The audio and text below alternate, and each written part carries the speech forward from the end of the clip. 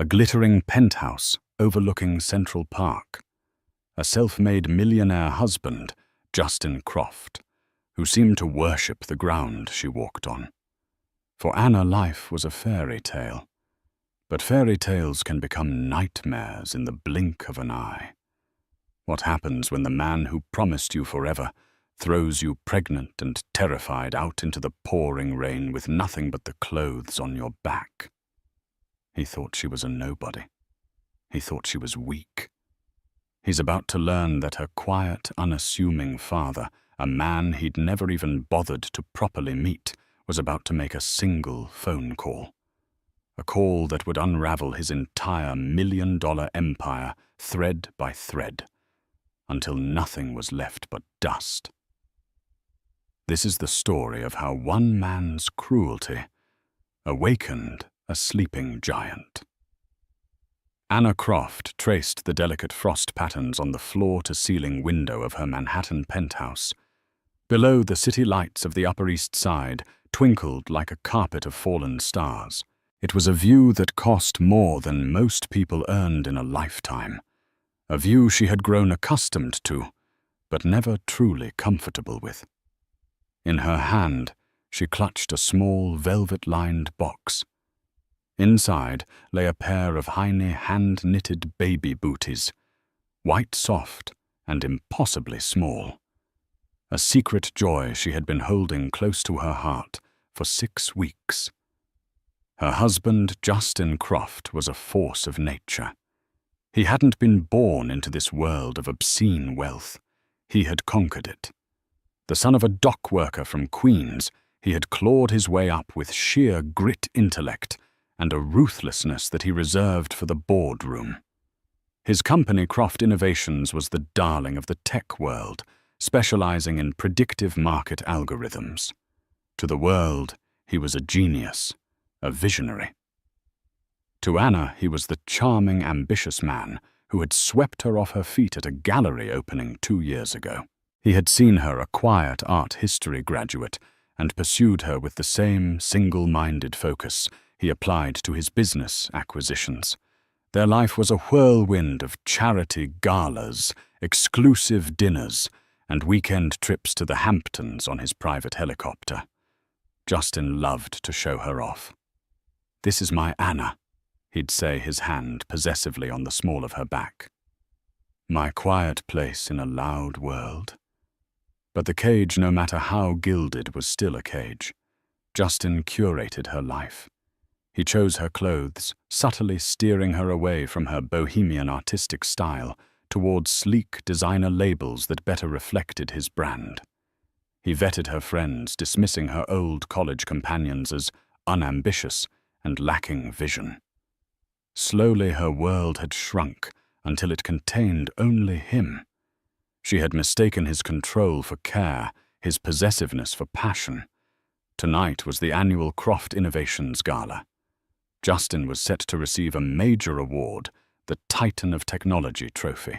Anna knew how much it meant to him. It was validation, a golden seal of approval from the old money establishment he so desperately wanted to be a part of. She had planned this evening perfectly.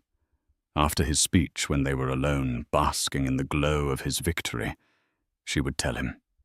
She would open the little box and watch his brilliant, intense eyes light up with a new kind of joy. The joy of becoming a father. "Are you ready, darling?" Justin's voice, smooth as single malt scotch, cut through her thoughts. He emerged from their dressing room, a vision in a custom Tom Ford tuxedo. His dark hair was perfectly styled, his jawline sharp, and his eyes held the predatory gleam of a man who always got what he wanted. "Almost." She smiled, hiding the box behind her back. She wore a deep emerald silk gown he had picked out. It was beautiful, but it felt like a costume. He walked over his gaze, sweeping over her, not with the warmth of a husband, but with the critical eye of a director assessing his leading lady. "Good. The car is waiting. Remember, tonight, Anna, cameras will be everywhere. Smile, look adoringly at it. and let me do the talking. We need to project power and unity, especially with the new funding round on the horizon." The "we" stung. He didn't mean we the couple.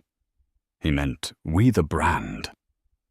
As she slipped the box into her small clutch, a flicker of doubt, cold and sharp, pierced through her excitement.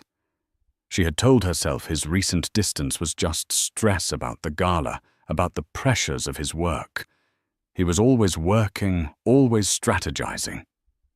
But lately the distance has felt different. Colder. He would take calls in his study with the door closed, his voice low and clipped. He'd started staying out later, coming home smelling of a perfume that wasn't hers. When she'd asked, he'd dismissed it with a wave of his hand. "Networking, darling, it's a dirty business." She pushed the doubt away. A baby would change everything. A baby would ground him, remind him of what was truly important. It would turn their carefully constructed house into a real home. It had to. At the gala, the flashbulbs were blinding. Justin was in his element, a king holding court.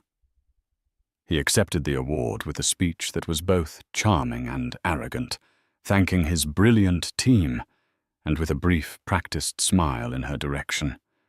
"My beautiful wife, my anchor." The applause was deafening. Anna smiled until her cheeks ached, playing her part to perfection. Later, as they were leaving, a woman stepped out of the shadows to congratulate him. She was stunning, in a blood-red dress, her name, Isabella Rossi. Anna recognized her as the daughter of a rival tech CEO. She moved with the sleek confidence of a panther, her eyes fixed on Justin with an unnerving intensity. "An incredible speech, Justin," Isabella purred, ignoring Anna completely. "You're shaking up this city. My father is impressed." "Isabella," Justin said, his voice a shade warmer than it had been with Anna all night. "Your father is a dinosaur. I'm the meteor." Isabella laughed, a low, throaty sound. She touched his arm, her red nails a stark contrast against his white cuff. "A meteor is just what this town needs. We should talk. Soon." The exchange was over in seconds, but it left a chill in the air. In the car on the way home, the silence was heavy. Justin was scrolling through his phone, a small, self-satisfied smile on his face. The moment was gone. The perfect, triumphant mood she had waited for had evaporated. Her secret felt heavy in her purse. "Did you have a good evening?" she asked, her voice small. "It was a triumph," he said, not looking up from his phone. "The press will be ecstatic. Our stock will soar on Monday." He didn't ask if she had a good evening. She looked out the window at the blurred city lights, the tiny hand-knitted booties in her clutch, suddenly feeling like a foolish, childish dream. The gilded cage had never felt so cold.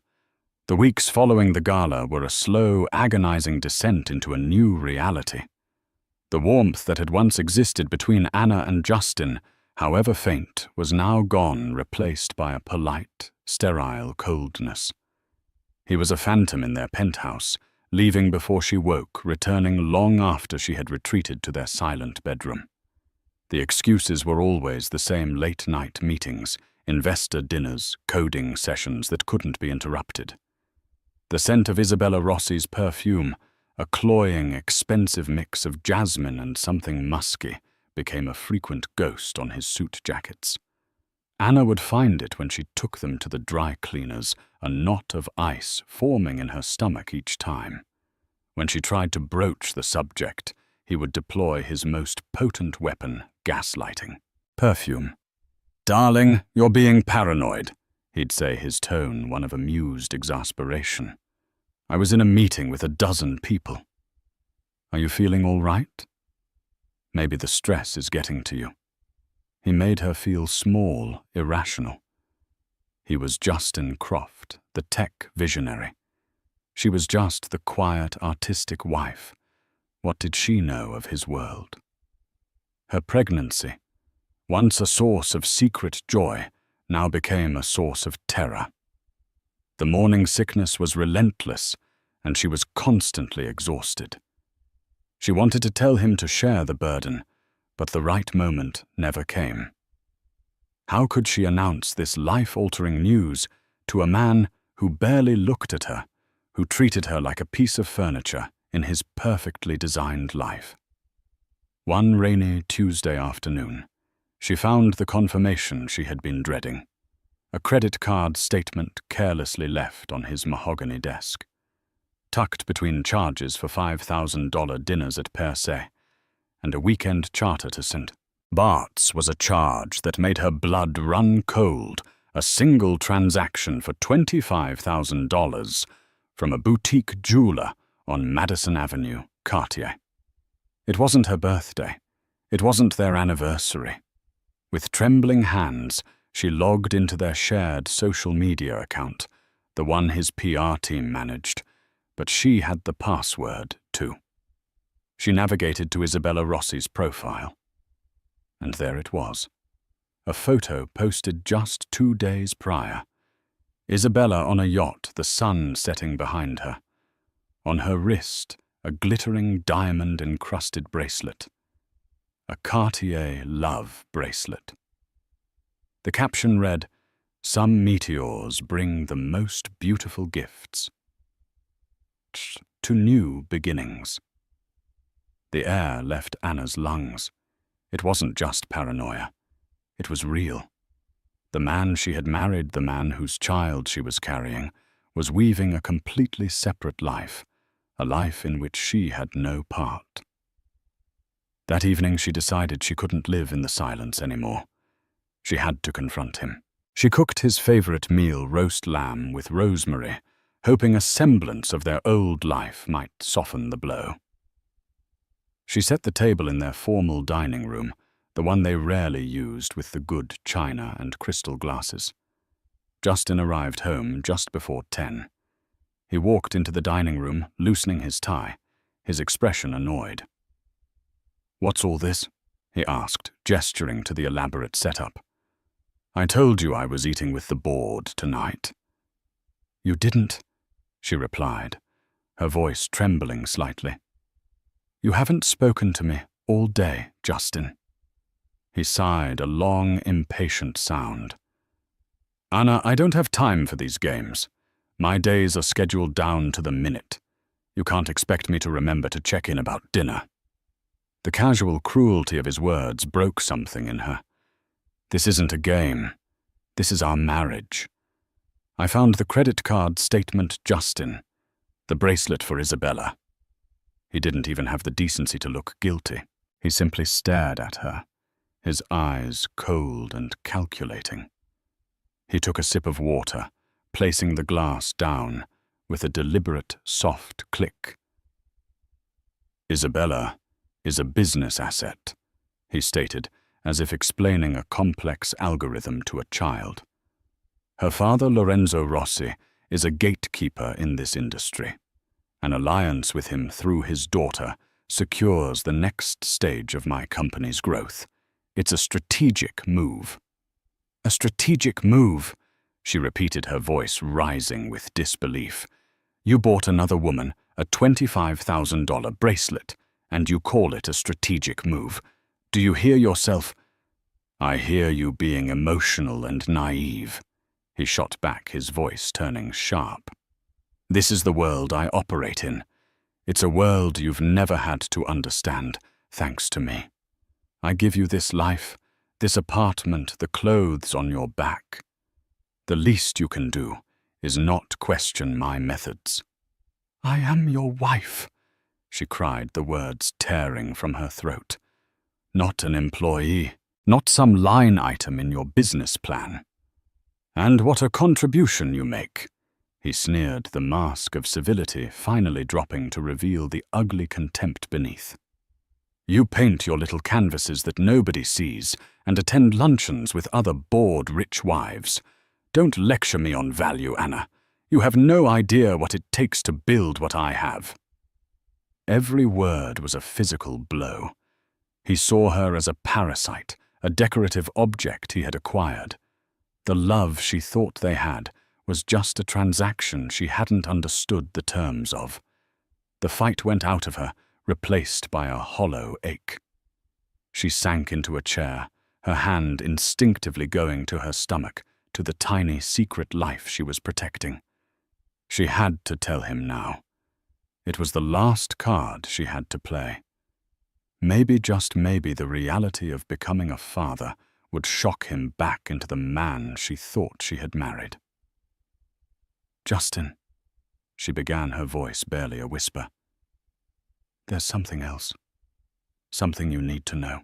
"I can't imagine what," he said, turning to leave the room. "I have an early flight to Zurich in the morning, with Isabella. We're meeting with Swiss bankers." "I'm pregnant," she said, the words falling into the vast, cold space between them. He stopped.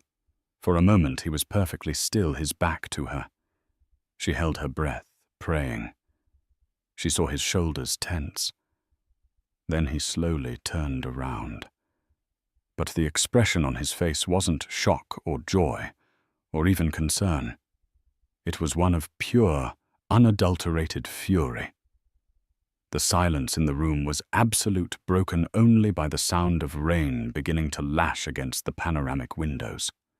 Justin's face, a mask of cold fury, was terrifying. The love she had once seen in his eyes had been replaced by something chillingly transactional, as if he were analyzing a hostile takeover bid. "Pregnant," he repeated the word, dripping with venom. He walked slowly back towards the table, his movements deliberate, predatory. "You're telling me this now? I was waiting for the right time," Anna stammered, shrinking back in her chair. "The right time." He let out a short, brutal laugh. "You mean the most manipulative time? The moment you feel me slipping away, you deploy the oldest trick in the book. A baby, a leash, a pathetic, desperate anchor to keep your meal ticket from leaving." Tears welled in Anna's eyes. "No, Justin, it's not like that. This is our baby. I thought you'd be happy." "Happy?" He leaned forward, placing his hands flat on the polished mahogany table, his voice dropping to a menacing whisper. "Let me be perfectly clear, Anna. A baby does not fit into my 5-year plan. It does not fit into the brand we are building. A baby is a complication, a distraction I neither need nor want."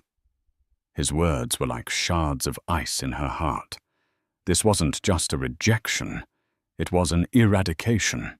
He was erasing their future, their child, as if it were a poorly written line of code. How can you say that?" She sobbed, her hand protectively, shielding her abdomen. Justin straightened up, his eyes sweeping over her with utter disdain. A new horrifying thought seemed to dawn on him, a cruel smile twisting his lips. "In fact," he said slowly, "the timing is a little too convenient, isn't it? My distance, as you call it, has been going on for months. How can I even be sure it's mine?" The accusation hung in the air, so vile, so monstrous, that Anna felt the world tilt on its axis. She stared at him, speechless. The man she had loved, the man she had built a life with, was accusing her of infidelity to deny his own child. It was the ultimate betrayal, a knife twisted in a wound he had already created. "Get out," he said, his voice flat and devoid of all emotion. "What?" she whispered, unable to process the words. "You heard me. Get out. Pack a bag. I want you gone. Now." "Justin." "No. It's pouring rain. I have nowhere to go." "I'm pregnant with your child," she pleaded, rising to her feet, her legs shaking. "That is no longer my concern," he said, turning his back on her and pulling out his phone. He started tapping on the screen. "The doorman will have instructions not to let you back in. The locks will be changed by morning. The funds in our joint account will be frozen. You are no longer Anna Croft. You are a problem I am solving." He was dismantling her life with a few taps on a screen. Panic raw and primal seized her. She ran to their bedroom, pulling open drawers, her mind a chaotic blur. What did she take? Her passport. A few sentimental items. Her entire life in this apartment felt alien, as if it belonged to someone else. She grabbed a small duffel bag and threw in some clothes, her hands shaking so violently she could barely zip it shut. She saw the little velvet box with the baby booties sitting on her nightstand. With a fresh wave of tears, she shoved it deep into the bag. When she emerged, Justin was standing by the door, holding it open, a look of profound impatience on his face. By the elevator, a stoic security guard from his personal detail, a man named Marcus, stood waiting. He wouldn't meet her eyes. "Justin, please," she begged one last time, her voice cracking. "Don't do this." He didn't answer. He simply gestured for her to leave his expression as unforgiving as a granite cliff. As she stepped past him, he spoke one final cutting sentence. "You should have known your place, Anna. You were a beautiful accessory. Nothing more." The elevator doors slid shut, sealing her off from the life she knew. Marcus escorted her down to the lobby in suffocating silence. The doorman, who usually greeted her with a warm smile, now looked at the floor, a picture of professional neutrality. He handed her a single plain black umbrella, a final insulting gesture of severance. The heavy glass doors opened, and a gust of wind and rain hit her with physical force. The city lights, once a symbol of her fairy tale life, were now a blurry, mocking watercolor. She stood on the pavement of Park Avenue, pregnant abandoned, with a small duffel bag and a cheap umbrella as her only possessions. The sound of a car pulling up to the curb caught her attention. It was Justin's town car, but it wasn't for her. The back door opened, and Isabella Rossi stepped out, shielded by the doorman's much larger umbrella. She shot Anna a brief, triumphant smirk before disappearing into the building, into the life that was once hers. Anna stood there frozen as the rain soaked through her thin shoes. She had no money, no phone. Justin had insisted on a shared plan linked to his account, which was surely already disconnected, and no one to call. Her friends had been systematically pushed out of her life by him. She was utterly, terrifyingly alone. She started walking with no destination in mind, just a desperate need to put distance between herself and the gleaming tower where her life had just been destroyed. The rain mixed with her tears, her body racked with sobs. In the heart of one of the richest cities in the world, she was destitute, invisible, a ghost haunting the streets she used to call home. The city was a hostile labyrinth. The relentless rain plastered Anna's emerald silk gown to her skin, the fine fabric now a cold, heavy shroud. The curious, pitying, or simply indifferent glances from strangers under awnings and in taxicabs felt like tiny needles against her raw nerves. Each step was an effort, the duffel bag growing heavier, a pathetic collection of the remnants of a shattered life. She walked for what felt like hours, the adrenaline and shock giving way to a bone-deep weariness. Her feet ached, the fashionable but impractical shoes Justin had bought her now instruments of torture. She found herself in a less glamorous part of the city, the towering glass facades of Midtown giving way to the brick and brownstone of a quieter neighborhood. She finally sank onto a damp bench in a small deserted park, huddling under the meager protection of a large oak tree.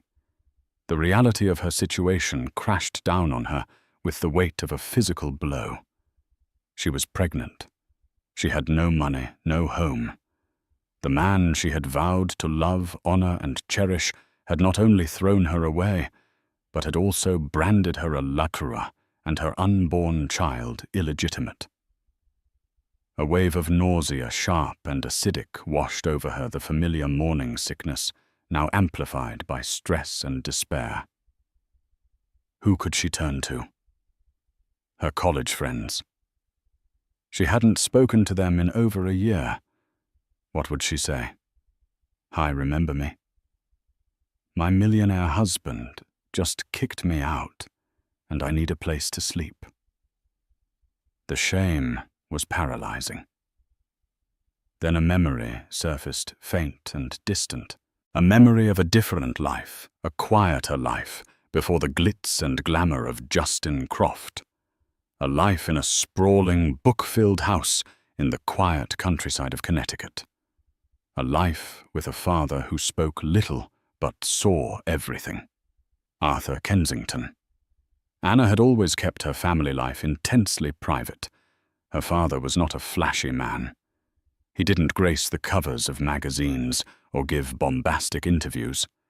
He was old money, so old and so deeply entrenched that it had become invisible to the loud, clamoring world of new money titans like Justin. Arthur ran the Kensington Group, a private global logistics and materials conglomerate. Justin, in his arrogance, had heard the name and dismissed it. Logistics old world stuff. Boring. The future is in data. He had scoffed once after a brief formal dinner with her father. Justin had seen a quiet, tweed-wearing older gentleman and had grossly, fatally underestimated him. Anna and her father were close, but he had never approved of Justin.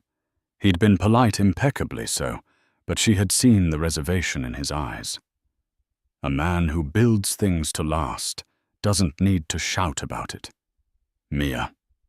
He had told her once, his gentle way of warning her. In her love-blinded state, she had dismissed it as generational caution. She never asked her father for anything. She had wanted to make her own life to not be defined by the Kensington name. But now she had nothing. Swallowing her pride, which felt like swallowing broken glass, she knew he was her only hope. She fumbled in her bag, her hand still shaking. Justin had cut off her phone, but the small, battered payphone on the corner of the park looked like a relic from another era. A miracle. She didn't have any coins. A sob of frustration escaped her lips. "Ma'am, are you okay?" A young woman, a student by the looks of her with a kind face and a large NYU sweatshirt, was holding out a steaming paper cup. "You look like you're having a really bad night. This is hot tea." Anna looked up. Her face streaked with rain and tears. The simple act of kindness from a stranger was so overwhelming she could barely speak. "Thank you," she choked out. I need to make a phone call. It's an emergency. I don't have any change." The student didn't hesitate. She dug into her pocket and produced a handful of quarters.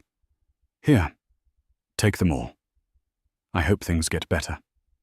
She gave Anna a small, encouraging smile and hurried on her way. With trembling fingers, Anna dropped the coins into the slot and dialed the number she knew by heart.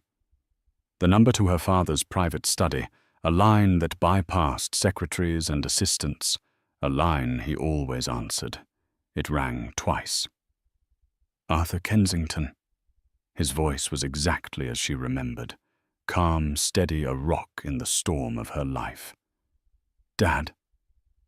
The word came out as a broken, desperate whisper. The change in his voice was immediate. The calm businessman was gone, replaced instantly by a father who heard the terror in his child's voice. "Mia, what is it? Where are you?" "I'm in the city." she sobbed, the story tumbling out in a torrent of incoherent, pain-filled words. "Justin, the gala, there's another woman. He kicked me out. Dad, I'm pregnant. He said it isn't his. He threw me out in the rain." She didn't need to say more. There was a moment of profound, heavy silence on the other end of the line. It wasn't a silence of shock or confusion. It was the silence of a great machine powering up of immense pressure, building behind a dam. When he spoke again, his voice was terrifyingly calm, but laced with a core of steel she had not heard since her mother passed away. "Mia, listen to me very carefully. Stop talking. Just breathe. I need you to tell me exactly where you are. A street corner, a landmark, anything." She looked around, her vision blurry. I'm in a little park. I think the street sign says Barrow Street in the West Village." "Barrow Street. Good.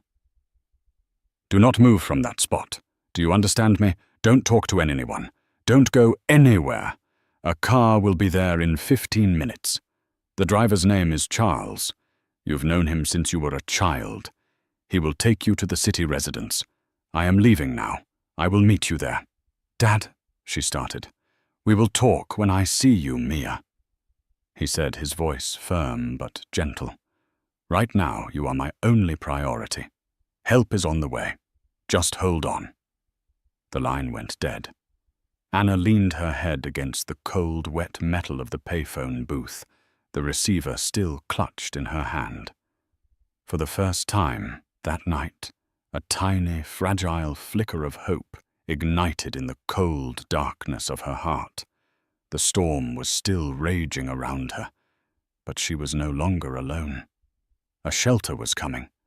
What she didn't realize was that her father wasn't just coming to save her from the storm. He was about to become a hurricane. The drive from Greenwich, Connecticut to Manhattan usually took Arthur Kensington an hour. That night, his driver, Charles, made it in 45 minutes. Arthur sat in the back of his understated but heavily armored Maybach, not speaking, not looking at the blur of lights outside. He was looking at a single photograph on his phone, a picture of Anna as a little girl, maybe 5 years old, laughing as she sat on his shoulders. Arthur Kensington was a man who moved through the world like a ghost. His power was not in the buildings that bore his name, because there were none. It was in the invisible infrastructure that held the modern world together. His company. The Kensington Group didn't create flashy apps. It owned the mines that produced the rare earth metals for the smartphones. It didn't build the electric cars. It controlled the global shipping lanes that transported the lithium-ion batteries. It didn't finance the tech startups. It held the debt of the international banks that did.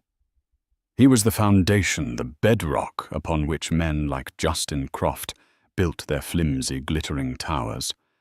And Justin had just tried to dynamite his foundation.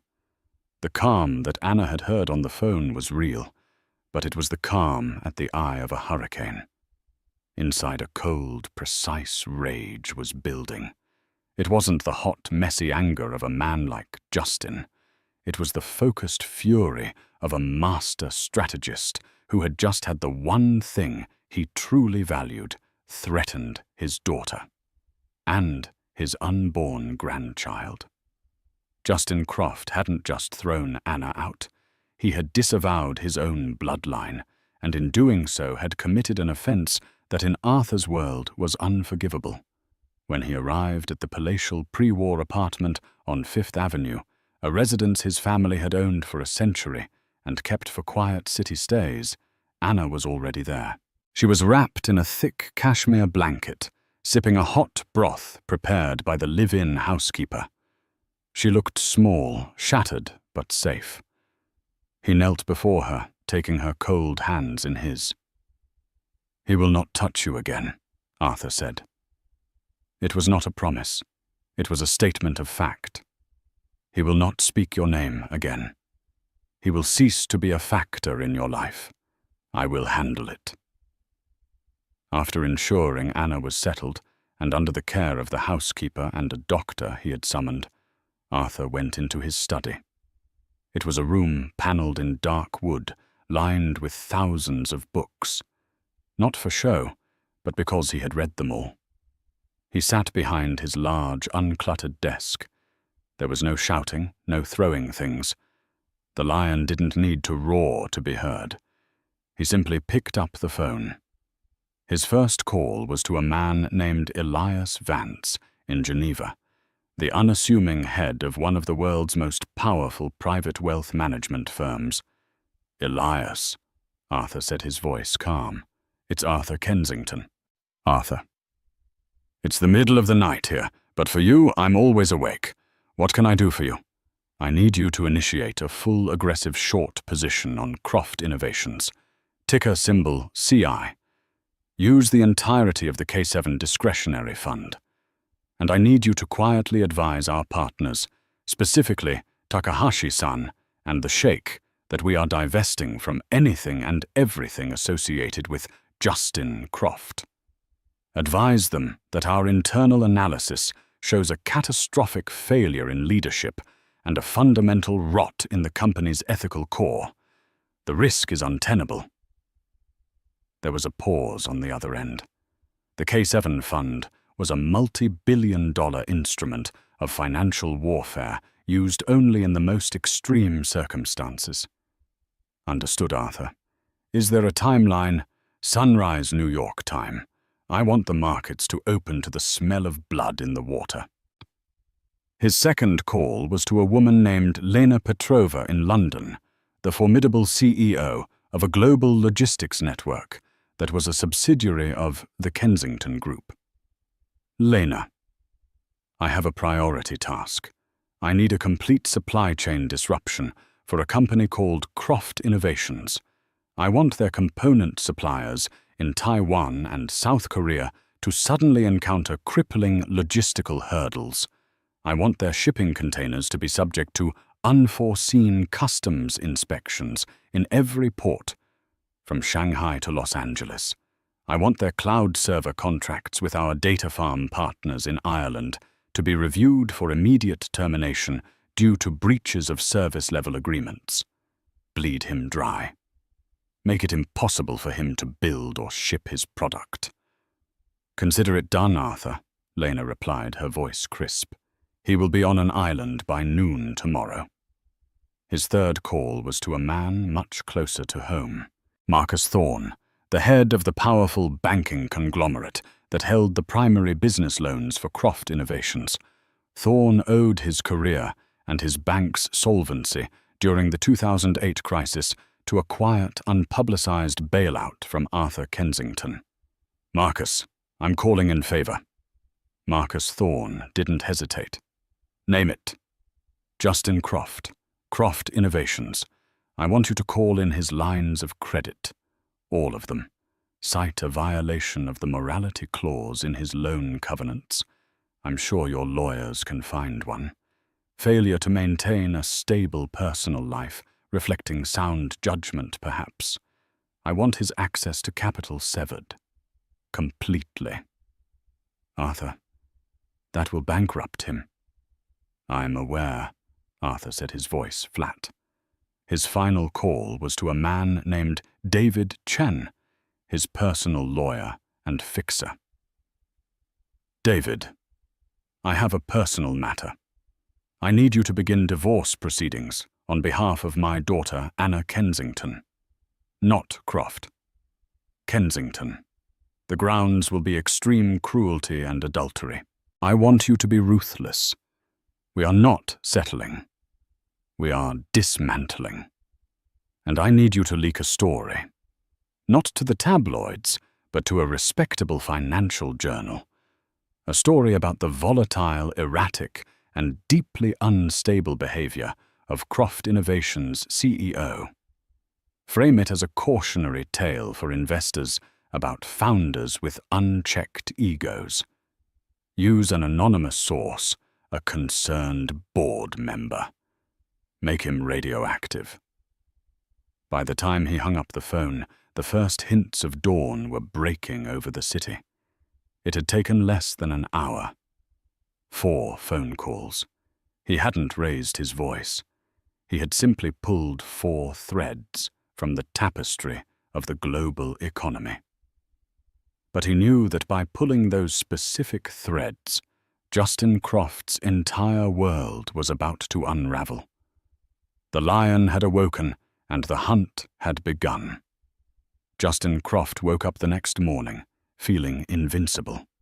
Anna was gone, a minor inconvenience swiftly dealt with. Isabella had spent the night, a warm and compliant symbol of his new upgraded life. He felt powerful, untethered, ready to conquer his meeting with the Swiss bankers. He strode into his office at 7:00 a.m.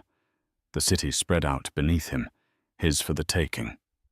The first sign that something was wrong came at 9:31 a.m., 1 minute after the stock market opened. His CFO, a perpetually nervous man named George, burst into his office without knocking his face ashen. "Justin, you need to see this," George stammered, pointing at the massive screen on the wall, displaying their stock ticker. The symbol CI was accompanied by a brutal downward-pointing red arrow. It had opened down 20% in the first minute of trading. "What the hell is this?" Justin barked. "Is there a bad press release I don't know about?" "No, nothing. It's a sell-off, a massive one. It looks coordinated. Someone is shorting us into oblivion." Before Justin could process this, his phone rang. It was the head of their primary supplier in Taiwan. "Mr. Croft," the man said, his voice strained. "We have a problem. A big problem. All of our shipments to you, every single one, have been flagged for a Level 5 customs inspection.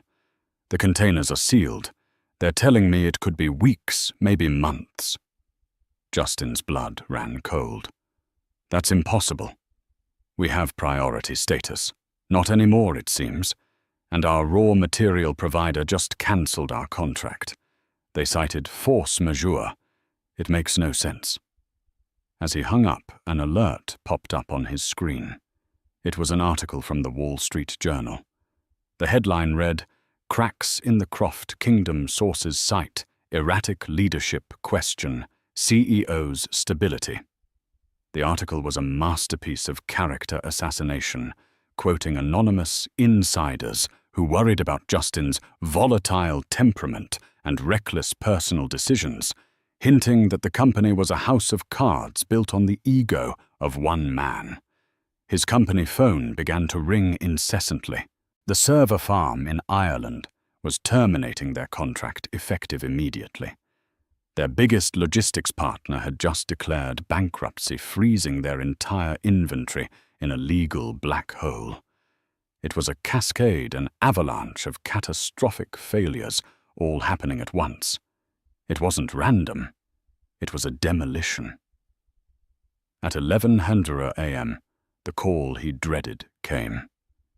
It was Marcus Thorne from the bank. "Justin." Thorne's voice was cold formal. "Pursuant to Section 11B of your credit agreement, we are calling in your outstanding loans effective immediately.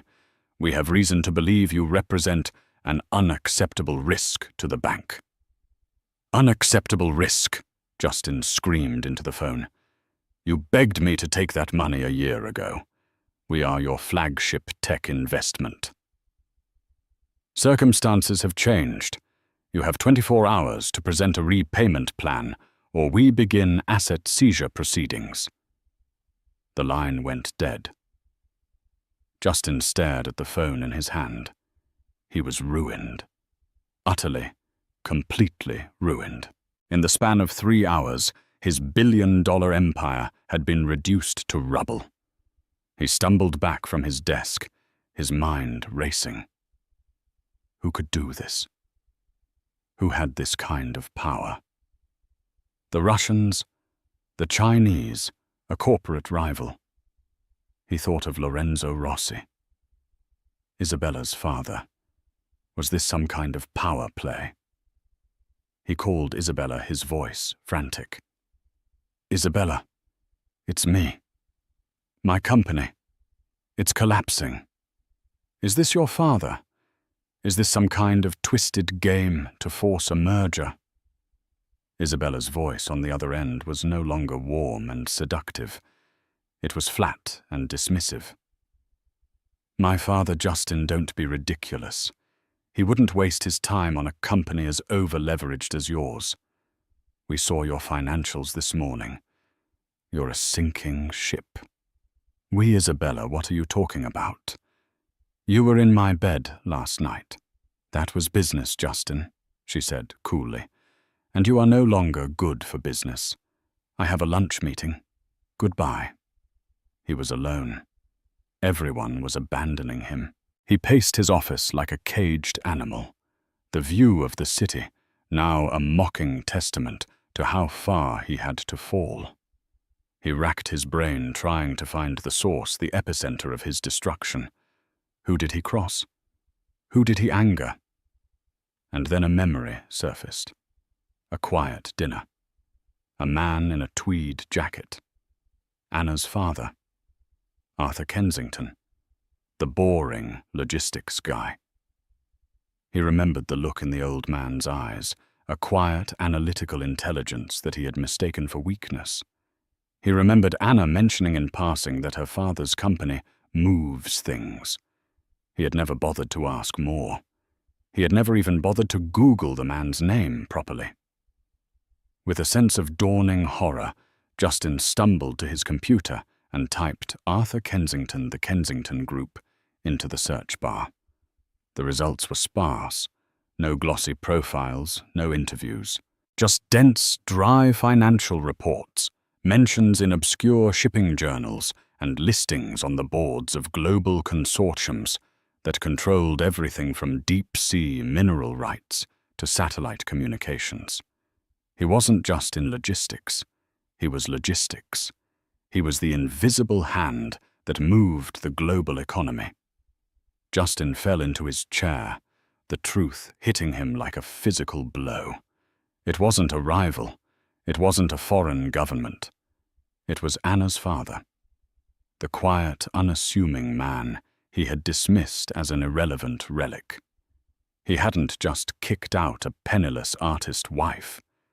He had declared war on a hidden king. A king who had just erased his kingdom from the map with a handful of quiet phone calls. He thought of his last words to her, "You should have known your place." The irony was crushing. It was he who had never understood him. He had been a noisy child playing with blocks in the shadow of a mountain, and he had just tried to insult the mountain itself. 6 months later, the New York winter had given way to a gentle spring. In the sun-drenched solarium of the Kensington estate in Connecticut, Anna sat in a comfortable armchair, sketching in a charcoal pad. Her baby bump was prominent now, a beautiful round testament to the new life growing within her. She was no longer the frail, haunted woman who had stood shivering in the rain. Her face had a calm radiance, her eyes a new-found wisdom. The pain was still there, a scar on her heart, but it no longer defined her. The name Justin Croft was now a ghost, a whispered cautionary tale on Wall Street. His company had been carved up and sold for parts to pay his creditors. He had lost the penthouse, the cars, everything. The last Anna had heard, he was living in a small apartment in Queens, facing a mountain of personal lawsuits from investors. He had tried to contact her once, a rambling, desperate email that her father's security team had intercepted. It was a pathetic plea, not for forgiveness, but for her to call off her father. He still didn't understand. It was never about revenge. It was about consequences. Arthur Kensington walked into the solarium holding 2 cups of herbal tea.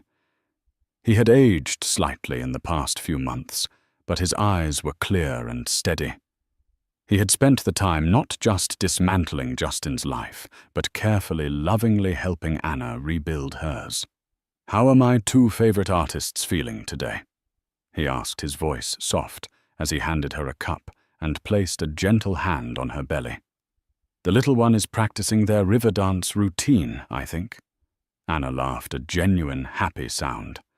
"And I'm okay, Dad. Really." They sat in comfortable silence for a moment, watching the birds at a feeder outside the window. "I never thanked you properly," Anna said quietly, looking at her father. "For what you did." Arthur set his cup down, his expression serious. "Mia, I didn't do it for me. I didn't do it for revenge. I did it for you and for this child. That man in his arrogance tried to make you both disappear. He tried to deny your existence and your child's legitimacy. He believed that his money gave him the power to erase people. I simply removed his power. Permanently.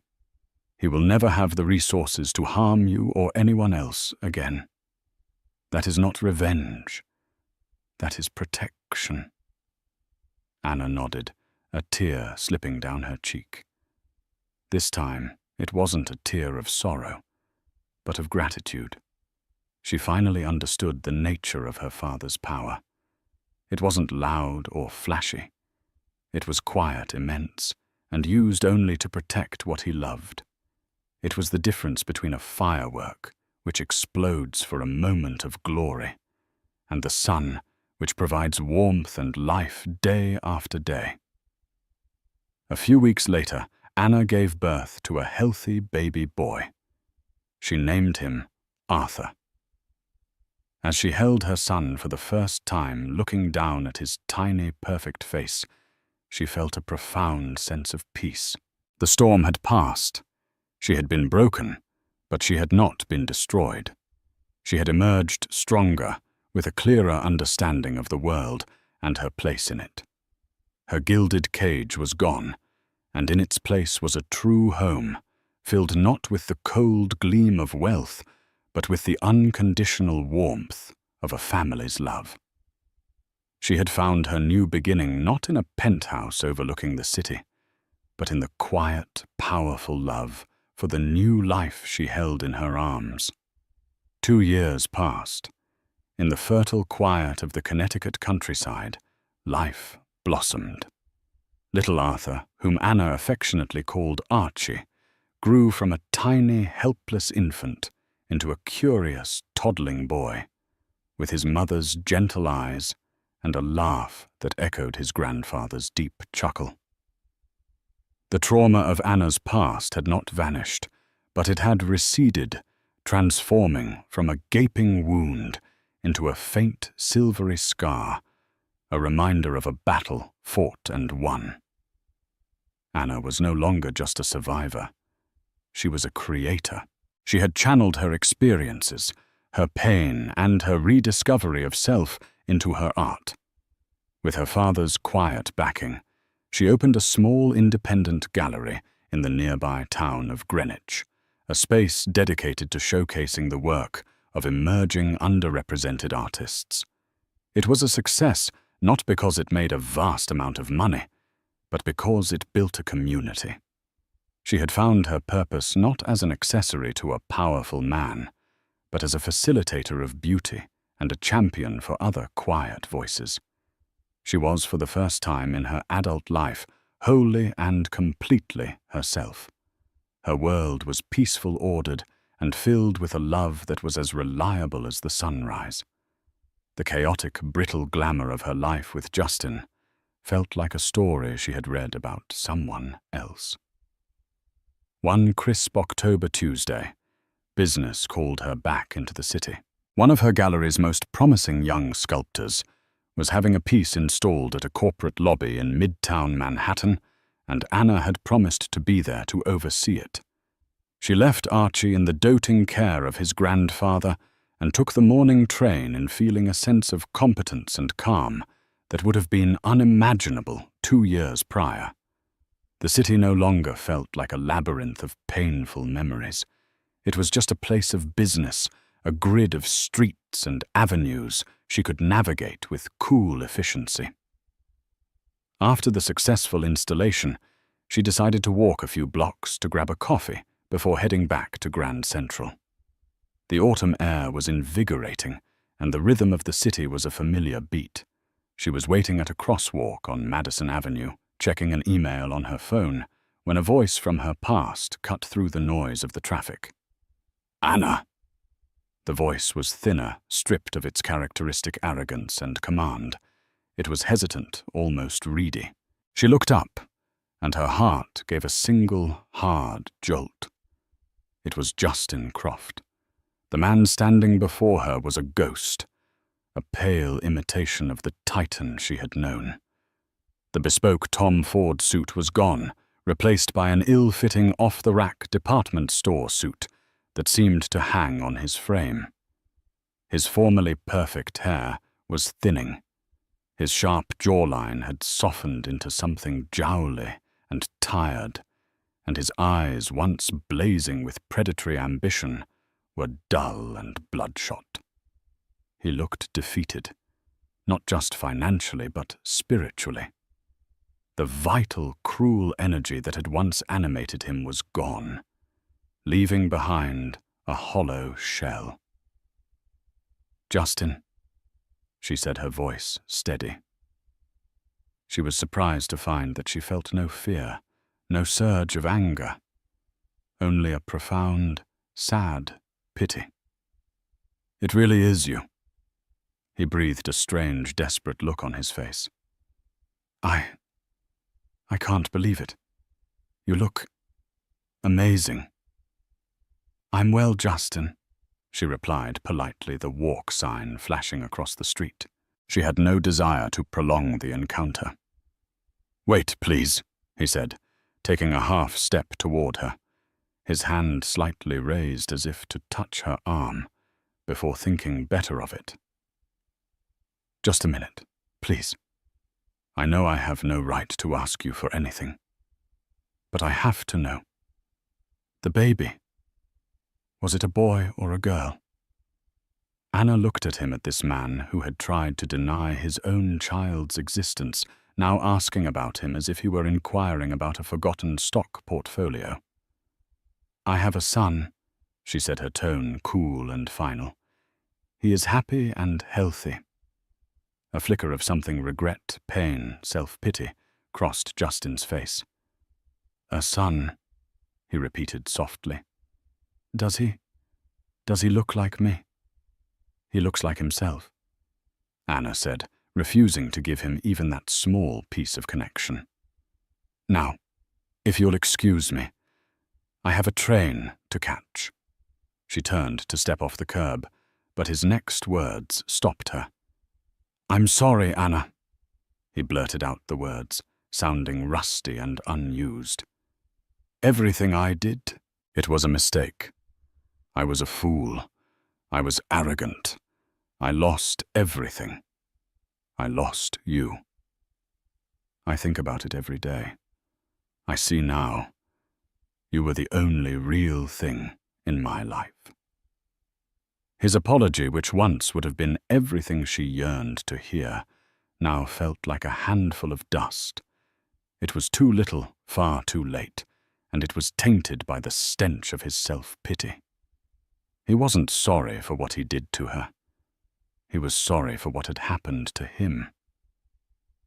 "Apology not accepted, Justin," she said, turning back to face him fully.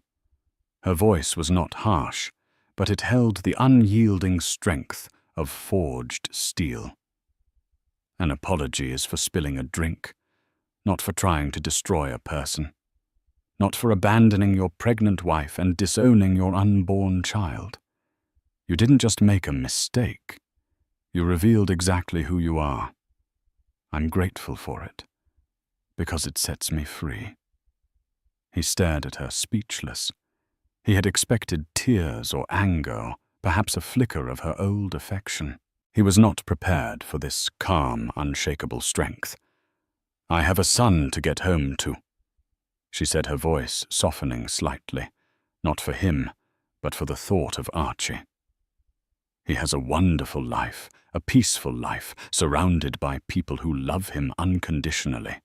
He has everything he needs. He doesn't need a father who would have seen him as a liability in a 5-year plan. With that, she turned and walked away. She didn't look back. She didn't need to. She could feel his eyes on her, a ghost on the pavement, watching his last chance at redemption walk away. She crossed the street, merged with the anonymous crowd, and never saw Justin Croft again.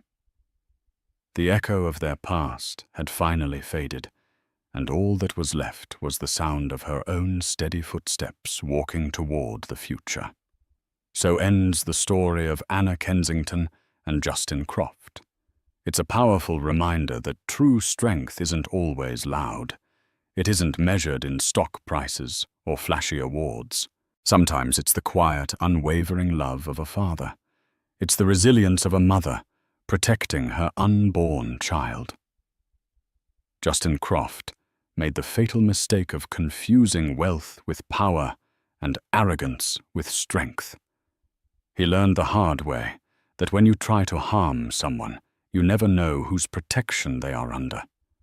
Anna left with nothing found that she actually had everything that truly mattered. If Anna's story of resilience and justice resonated with you, if you believe that true character is revealed not in victory, but in how we treat those we perceive as lesser, then please show your support. Hit that like button to let us know this story moved you. Share it with someone who needs to hear about the quiet power of family. And most importantly, subscribe to our channel for more tales of karma justice and the incredible strength of the human spirit. Your support helps us continue to bring these powerful stories to light. Thank you for listening.